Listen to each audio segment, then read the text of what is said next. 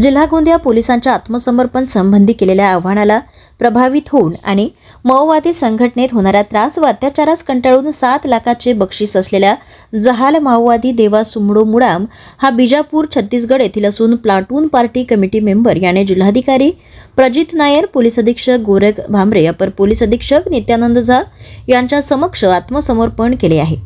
आत्मसमर्पित माओवादी देवा अति नक्षल प्रभावित भागात असल्याने त्यांच्या गावात पूर्वीपासूनच सशस्त्र गणवेशधारी माओवाद्यांचे येणे जाणे होते। तर माओवाद्यांच्या भूलथापा व प्रलोभनांना बळी पडून त्यांच्या निदर्शनेप्रमाणे लहानपणापासूनच तो नक्षल चळवळीत सहभागी होऊन बाल संघटनांमध्ये काम करीत होता। त्यानंतर सन 2014 मध्ये तो पामेड दलम दक्षिण बस्तर जिल्हा बिजापूरमध्ये भरती झाला व शस्त्र हातात घेतले।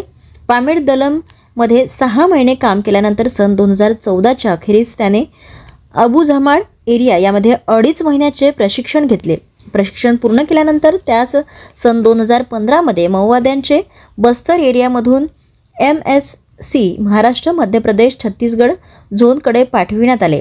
MSC मध्ये येऊन सुरुवातीला त्याने दलम सदस्य म्हणून सन 2015 ते 16 पर्यंत तांडा दलम व सन 2016 ते 17 पर्यंत मलाजखंड दलम यामध्ये काम केले। आत्ताची माहिती त्यांनी सांगितली आहे।